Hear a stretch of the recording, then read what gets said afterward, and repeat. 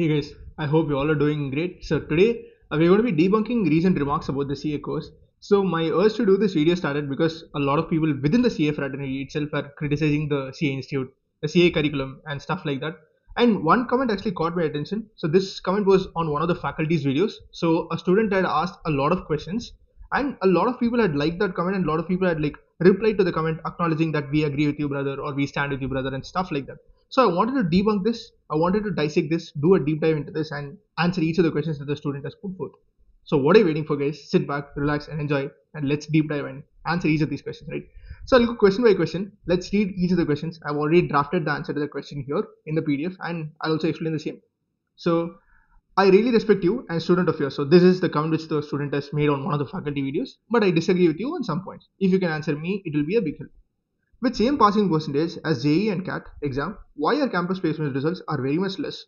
And sir, I'm talking about median salary and total percentage of placed students. Okay, let's first deal with this question. So first of all, the student is heavily inaccurate here. The passing percentage of JEE and CAT is not the same as the CA passing percentage. I'll just come down, I'll answer this question in full, and I'll just answer this fully, right? So let's take the last three campus attempts, right? November 2023, May 2024, and our November 2024 attempt, right? So let's just try decoding this, right? So November 2023 attempt, if you just come to the November 2023 attempt here, 3002 jobs were offered by the participating organizations and 2218 were accepted. So what usually is regarded as a placement percentage is basically number of jobs accepted divided by total number of CAs who passed. But I don't want to be doing that way, because actually if you see here, 3002 jobs were offered by the participating organizations, which basically means that some of the candidates who participated in the campus had not accepted the offers that had come to them. So I basically want to be seeing what percentage of the CAs are employable in the market, which is why I'm just basically going to be doing jobs offered divided by number of CAs who passed, not the jobs accepted. So I'll be taking the higher number here in the numerator. So I will basically be taking 3002 here in the analysis instead of 2218. So that's what I'm going to be doing. So if we just take 3002 divided by 8650, we get a percentage of 34.71 percentage. Some of you might prima facie say that was 34.71 percentage is actually a low campus placement percentage. No, let's even break this further. I'm going to be taking an assumption here. Let me just explain that to you. So apart from the people who actually got an offer from the organization, that is 3002, there would also be many people who wouldn't have even enrolled for the campus in the first place, or there would be people who enrolled for the campus but didn't get selected, due to which they chose to continue in their own articleship firm, or maybe in the company in which they did industrial training. So any of this is possible, right? Let's say I'm doing industrial training in company X, I might choose to continue in the company X itself, right? Like because this was under the 3-year articleship scheme, where people usually used to like stay in the same organization where they did their articleship or industrial training. Apart from this, the trend is that many people are getting into teaching and many CS are also getting into practice, especially fresher CS. So if I take an assumption that this number is coming out to 2000, that is the people who actually are continuing in the organization in which they did articleship or industrial training, or probably are starting their own practice, or already got placed off campus, that number might roughly come out to 2000. So I take 3002 plus 2000, which is 5002 divided by 8650. So now if you look at the number, it comes to 57.83%. So around 57.83% of CS are employable. So basically if I take a population of 100 CS, 57 CS are employable. You might be asking, what about the remaining 43? Guys, no CA is jobless. The 43 CAs would have got a job off campus. It is just that the time period in which they got the job would have gotten delayed, because in campus usually people join earlier when they get a job on campus. So what might have happened is these people would have had to wait for a while to get an offer that suits their needs. So ultimately the 100 people are going to get employed. It's just that the time clock is differing. That is it, guys. You usually don't see a CA being unemployed, right? That is one thing. And you might be saying, boss, IIMs have a placement percentage close to 100%. Wait, I'm just coming to that. Let's just analyze the IC placement percentages and then come to IIMs and IITs, right? May 24 attempt. So if I just come down to May 24 attempt, so May 24 attempt, I agree that the placement rate was very less, but please don't blame ICAI for this, because many people who were eligible for the November 2023 attempt dropped out of the November 2023 attempt and chose to appear for May 24 attempt. So May 24 attempt, the people who appeared included the people who were initially eligible for May 24 attempt, plus the people who had opted out of November 23 attempt and appeared in May 24 attempt. So May 24 was a one-off case. But anyways, we'll just look at it for the purpose of statistics. So again, coming down, so basically 4783 positions were offered by the organizations. So if I have to take 20,446 is basically the number of CS who passed in the May 24 attempt. You can again check this in the ICAI publication. not manipulating the numbers anywhere. So again, if I take 4783 plus 2000 by 2446, it comes to 33.18%. Again, I know a lot of CAs in May 24 attempt who cleared, who couldn't get a job in the campus, unfortunately, but they got employed after like 3-4 months after the campus got over. So ultimately, they did get into a job. So it's not like someone is sitting jobless after completing CA. No, that is not at all the case, guys. Some of you might be like, why is preference given for first attempt CAs? Why is preference given for rank holders? Why is preference given for people who did their articleship from a big four or industrial training from a reputed firm or a reputed domain? Guys, please understand, as freshers, there are only a few metrics using which an organization can assess you as a candidate. And obviously, the people who are rank holders are going to get the first preference. That is inevitable. Nothing much can be done, because obviously you need to give some merit or some incentive to the person who's got a rank, right, or who's done their articleship or industrial training from a reputed firm. So usually the first job, it's going to be more based on your academic performance plus your articleship experience. So you cannot do much about that. But what you can usually do is, after you get into your first job, you can upskill yourself, you can keep updating yourself, and you can grow to such an extent that you can even overtake a rank holder or even a single attempt CA at some point of time in your corporate journey. So nothing is impossible, guys. It's just that it's just a continuous process. You need to stay updated, you need to keep learning, keep growing, and then you can make your subsequent packages talk. And at that time, people won't even remember your first package. At the time, you would be on top of your game. So don't lose hope. First things first, with regard to that.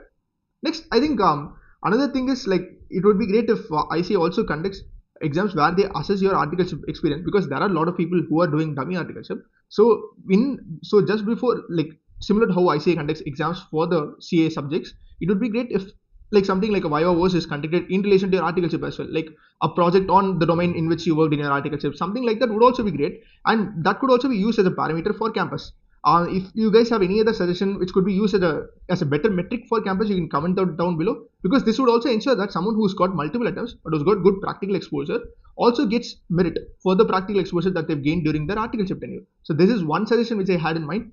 And next, coming down to November 24 attempt, the attempt in which I cleared as a CA. So just coming down here, if you just see 3729 portions are offered. So if I just come down and just coming down, so 3729 plus 2000 by 11,500, 49.81%, again close to 50%. So if you see the average salary also, it's 12.86 LPA in November 24, and if you see the average package in May 24, it's 12.49 LPA, and November 23 it is 13.12 LPA. So it is a good average package, right? So that is there. Next, so coming to our friend's question, average placement rate across IITs in 23-24 was 80.25%. So for this, there is an India Today news article which I've used as a source, which I've again attached in the description of the video, which you can use. And IIM's average placement rate is close to 100%. So you would have a question as to why is the placement rate so high across these institutes, but it is lesser in CA. Guys, first things first, let's look at the difficulty of entry into both IIMs and IITs. So again, I've taken this from published sources. In 2024, 293,000 students appeared for the CAT exam, and usually IIMs have like a total batch size of 6,000. So if I basically take 6,000 divided by 293,000, I'm getting an average selection rate of 2.05%, which basically means that if 100 people are trying to get into IIM, only 2 people get inside. So look at the difficulty level, guys. Do you have any level of the CA course where the passing percentage is in single digit? No, guys. Like maybe foundation, I think it was very less this time. Inter was also very less this time, but it's not in a single digit, right? So the selection rate is 2%. It's a meager 2%. Please understand that, guys. And similarly, if you look at IITs, the selection rate is close to 1%. So like if 100 people are writing your JEE entrance exams, only 1% gets into an IIT. Look at the level of competition here, guys. Yes, there are other factors like reservation also there, because I saw a video where a candidate who was trying to get into an IIM got 99.97 or 98 percentile in CAT, but still he couldn't get into an IIM. So that video is from a channel called Full Disclosure. I'm attaching the link of that video again in the description. You can check that video out. But in CA course, you do not have anything called reservation. It is purely based on merit. You don't have any you don't have any diversity criteria or anything in the CA course. It's purely based on merit. So again, that is that. And our friend also said that the sacrifice is highest in CA. No, I beg to differ here. Like, let's take an example of IIT. In case of IIT, usually an average student, I'm not talking about someone who is already intelligent or who is intellectually well informed. I'm talking about someone who is an average student who wants to crack IIT. He or she would usually start preparation from class 8 or class 9 along with the school syllabus. So class 8 or class 9, around like 13 years or 14 years of age, when you don't even know that this is going to be a future, you start working towards it. At an age where you're not even a major, you start working towards it. But let's take the case of CA Foundation. When you start your CA Foundation, you're around 17 years of age. So at the age of 17, you know that you need to slog for a future. But at the age of 13 or 14, you attend the class, you listen to the lectures, which are like way up beyond your level, and you don't even have full clarity about what you're going to do, but you end up doing that.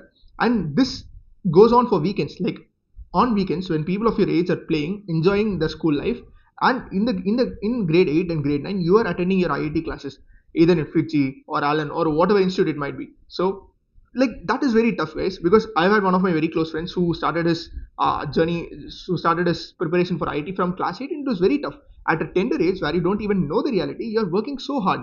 But in CA course, you at least have some level of maturity. And look at the selection rate; it's only 1%. Only 1 out of 100 people get into an IIT.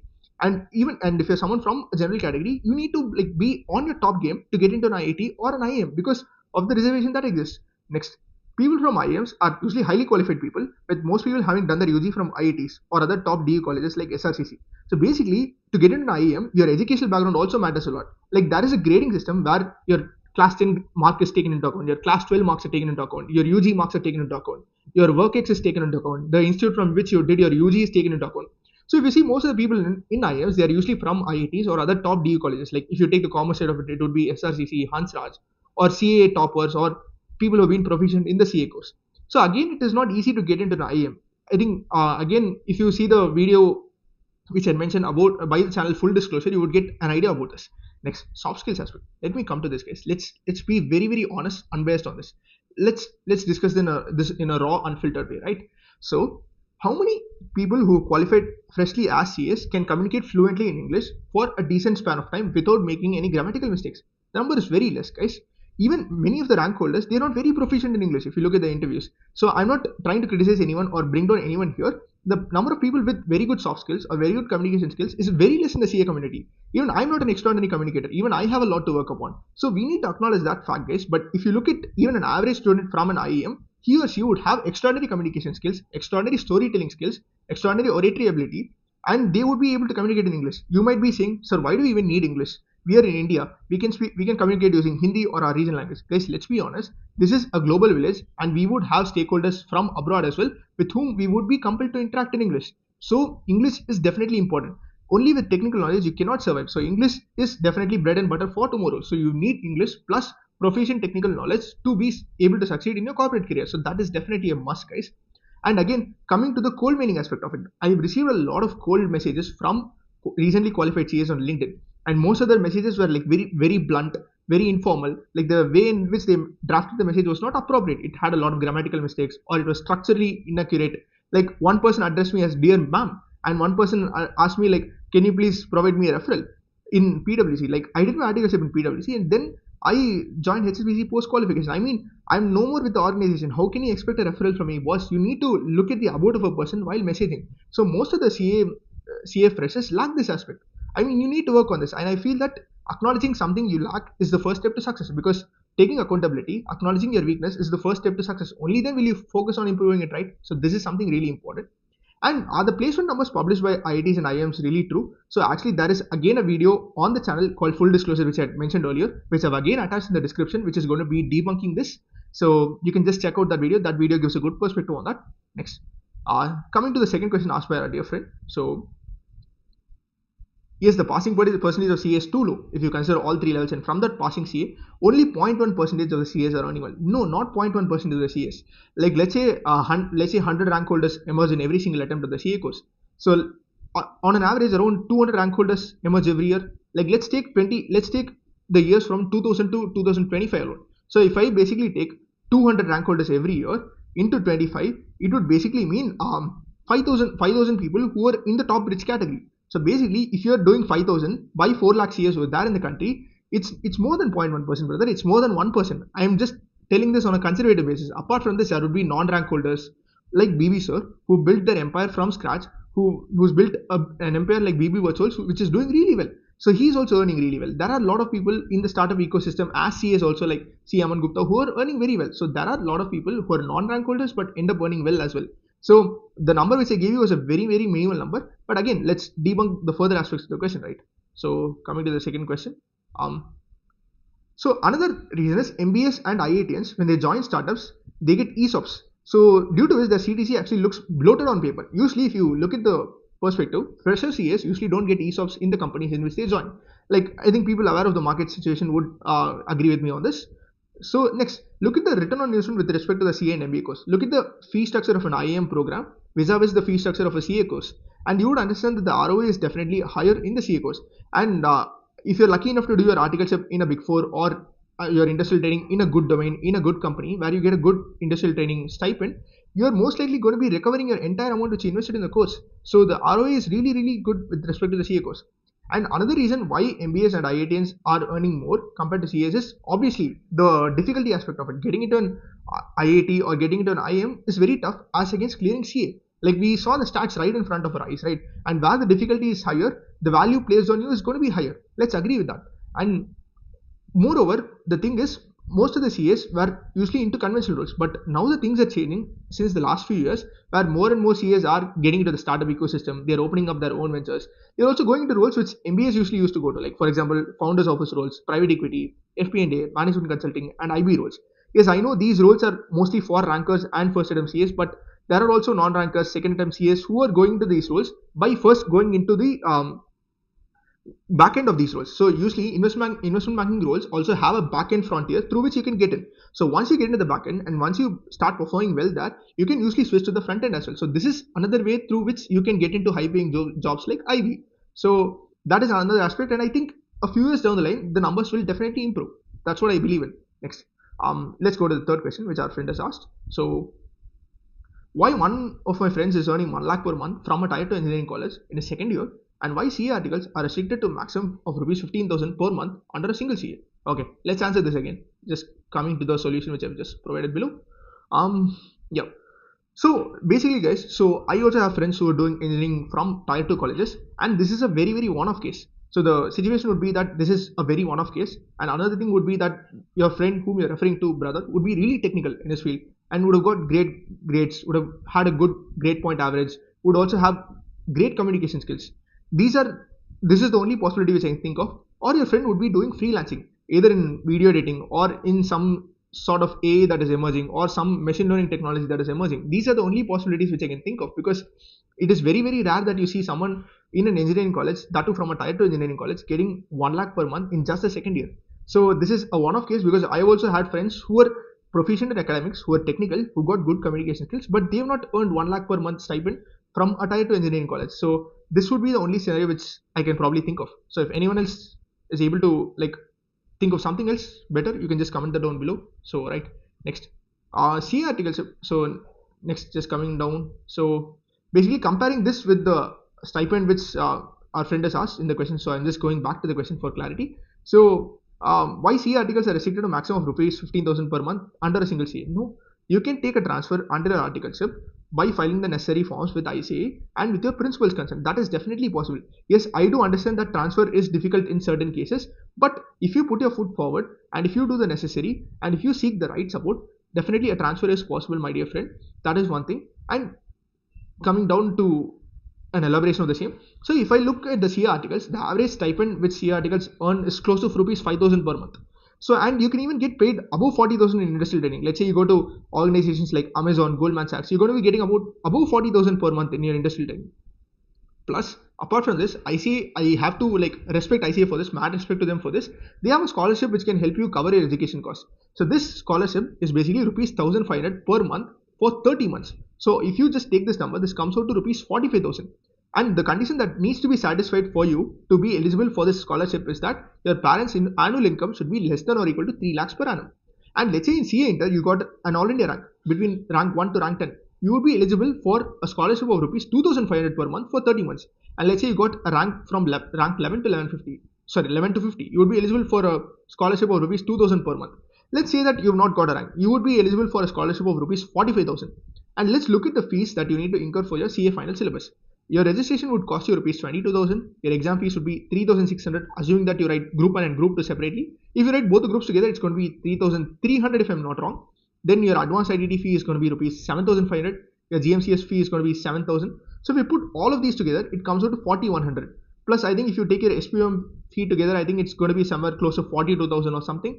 And but if you see the stipend here, the scholarship amount here, it comes out to 45,000, which is definitely going to help you cover all your ICAI related education costs. You might be having a question, then what do I do about the coaching, sir? If I'm not someone who is from a financially viable background, how do I go about my CA coaching classes? So with regard to coaching, you can use a stipend to cover the same. And even if you're not able to do the same, assuming that your stipend is also supporting your family, so you can go for low cost but high quality options in the CA coaching industry. And for example, let's take R1 CA by CA Ajay Agarwal sir and Atul Agarwal. So they provide classes for free to students who can't afford the same. This is not a paid promotion for them, guys, but I want to respect the initiative which they're carrying out. And similarly, there is Physics Wala which is doing their CA coaching at a very affordable price. And if you feel that the demo lectures suit you, you can definitely go for the same. Again, this is not a paid promotion. This is just an observation which I came across, which you can take into account. And if that suits you, you can definitely go ahead with the same. So there are many faculties who are financially supporting the students as well, guys. You can go ahead with options like these, and this would help you in covering the same through your stipend as well. So I hope that is very clear, guys. Next. Yes, I do agree that there are a couple of concerns here. Yes, ICAI stipend can be raised and ICAI scholarship amount can also be raised. I also place this as a request to the Institute of Chartered Accountants of India to consider the same, and I hope this will be considered in the future. Next, the firm should reimburse the travel and food costs. This is again a concern which I had, which I wanted to voice through this video. For this, guys, you need to understand that clients need to cooperate. Like you take Big Fours or Big Six firms which are auditing, the clients of the Big Fours and Big Six firms, they reimburse the travel and food costs because they know that the Big Fours and Big Six firms are technologically proficient and they are technically competent in their field of audit and they're able to provide value. If your firm or if your principal or your partner is able to demonstrate to the client that the service you are providing is of the highest value and the service you are providing in terms of quality is also on par with some of the top firms, and the fact that we have, like, let's say you spot something in an audit due to which a non-compliance is avoided, in that case you can tell the client that, sir, if we had not found this non-compliance out, you would have been incurring a penalty of so and so amount which almost approximates the cost of travel and food, so please reimburse the same. So you need to make the client understand that audit is also a value addition service and that the cost of non-compliance is greater than the cost of compliance. If you're able to make the client understand, or if your principal or partner is able to make the client understand, this will also become a reality very soon, guys. Next. So coming to the fifth question which our friend has asked. So there is a difference between a 21-year-old engineer earning 10 lakhs package versus a 28-year-old earning 10 lakhs package. I think in CA language opportunity cost. Brother, I think I already spoke about the opportunity cost aspect of it, like the difficulty of getting into an IIT, IIM vis-a-vis the pass percentages in CA course. But anyways, let's elaborate this again. Coming down. The fifth question. So how many 20-year-old engineers are earning 10 LPA? So it's a very less population that is earning 10 LPA, guys. Mostly people from IIT are earning, I agree with that. But is every single person from a second tier college earning 10 LPA as a 20-year-old engineer? No, definitely not, because I myself have friends who've completed their engineering from a second tier engineering college and they are not getting 10 LPA. Only like very handful of them are getting 10 LPA. So please understand that this is only a reality in top coaching institutes. And even if, like, coming to the CA aspect of it, even if you're a multiple attempt CA, you can crack a Big Four and get up to 10 LPA, and with hard work you can even move up the ladder. It is definitely possible, because I've seen multiple attempt CAs cracking a Big Four and even performing well and even outperforming some of the first attempt CAs and rankers. So in your attempts loop also you can earn, like, let's say you're unfortunately not able to clear attempt after attempt, but you're doing a job in a firm, you can earn up to rupees 30,000 per month by working in a firm. That is definitely possible. So actually for this, again, I'm attaching another link in the description where you can check out an interview by Tharun sir. So Tharun sir is a prominent IDT faculty in South India. So he has done an interview with one of his students who unfortunately took a few attempts. Then he cracked a Big Four, and look at his communication skills, guys. Look at the level of communication he's got. You would be able to relate with what I'm saying if you check out the video. Again, the video is attached in the description. You can check out the same. Okay, next, coming to the next question. Why we restrict under a single CA firm for 2 years? No one is restricting anyone under a single firm for 2 years. Upon completion of 1 year of articleship, you can definitely switch to industrial training for the remaining 1 year. That is definitely a possibility. That is definitely a reality. And just coming down a bit, sorry. That is definitely possible. And let's say your principal is not allowing you a transfer, then you need to take that up with ICAI and your principal. So that is something which you need to do at your end. Next, coming to the next question. As you're a professional, you already see the books of CFA, CPA and ACCA, and you know the difference. CA focus on rote learning while others are on practical things. If you find anything wrong, feel free to comment. No, I definitely don't agree with this. Let me just explain why. So basically, yes, there are certain things which you definitely need to memorize in your CA curriculum. For example, you need to memorize the tax rates. You need to memorize the Ind AS number. You need to memorize the standard on auditing number. Even in an ACCA exam, you need to memorize the IFRS number. You need to memorize the conditions that are you need to memorize the 5-step for revenue recognition. Memory is a part of each and every exam, my dear friend. So that is definitely there. Yes, there is some rote learning involved, but there is a lot of understanding also that goes inside interpreting a law, interpreting a section, interpreting an Ind AS. There is a lot of understanding that goes inside it. And you might be saying the level of questions or the level of syllabus in ACCA is better than CA. Maybe yes, I do agree to an extent because the cost and economic aspect allows the ACCA Institute to do the same. Look at the fees that the ACCA Institute is charging vis-a-vis the fees charged by ICAI. So let's say ICAI is going to be increasing the fee tomorrow for the CA curriculum. Many of the people would again stand and protest and say ICAI is going against students. ICAI is becoming greedy. No, like even if ICAI tries to do something genuinely good, people are again going against ICAI. I don't know what propaganda people have got, but you look at the economic condition of a country like UK because that is where the ACCA Institute is based out of, and look at the economic condition of a country like India. In India, you cannot keep such a high fee for a professional course. So obviously, the changes will take time to come. Right now, if you see, the CA Institute is also inculcating questions from foreign author books from the ACCA Institute curriculum into our CA curriculum. So that is again a step which ICA is taking, and slowly the quality of questions will get better and better with time. If you see 5 years back, the questions 5 years back, vis-a-vis the questions that are there right now in the syllabus, you will see that the level has increased like anything. The level is top notch. And if you see, ICA is also increasing the number of MCQs in the paper, and I definitely hope that someday or the other, or a few years down the line, all the exams might even become online exams similar to other professional exams. And even there might be even a possibility where ICA might make the exams 100% MCQ, and ICA might even be able to produce the same quality of top-notch CAs that they're producing today. And if ICA is able to do that, mad respect to them. But guys, you need to give time to an institute. This is not like an overnight change. ICA is also improving with time. You see, every time ICA is doing something better. Yes, I do have a few grievances with regard to the paper evaluation. Like out of 100 copies, maybe 10 copies are not evaluated properly. Yes, I do have grievances around that. I do have a grievance around the fact that there is no concept of re-evaluation. Yes, that is there. But I mean, you need to give time, guys. With time, things will change. And no institute is perfect, guys. There are a lot of controversies surrounding IITs and IIMs as well. So if you look at the videos I mentioned, you will understand what are those controversies and what are those issues. So no institute is perfect. Every institute is trying to improve itself, and the CA Institute is working on improving itself continuously. Please understand that. And if out of 10 things, if 8 aspects or 7 aspects are good, you need to make peace with the fact that the 2 or 3 aspects will improve in the near future. Like no course is perfect, no curriculum is perfect. Everyone wants to be the best, and everyone is striving to be the best. So, and as always I say, the grass looks greener on the other side. So obviously someone from an IIT or IIM might be looking at CA and saying, "Whoa, these guys are lucky; they don't have reservation." But we know the issues that are prevailing in this course, which ICA is again trying their best to resolve. So the grass always looks greener on the other side. You might feel that that is the best course, but they might be feeling that no, CA is the best course. They have a lot of advantages compared to us. So just focus on your preparation, focus on your studies, ignore the external noise, keep working hard, clear your exams as soon as possible, then keep upskilling yourself. So keep learning, keep growing, and that's all I can just say, guys. Thank you, guys. Cheers. Thank you.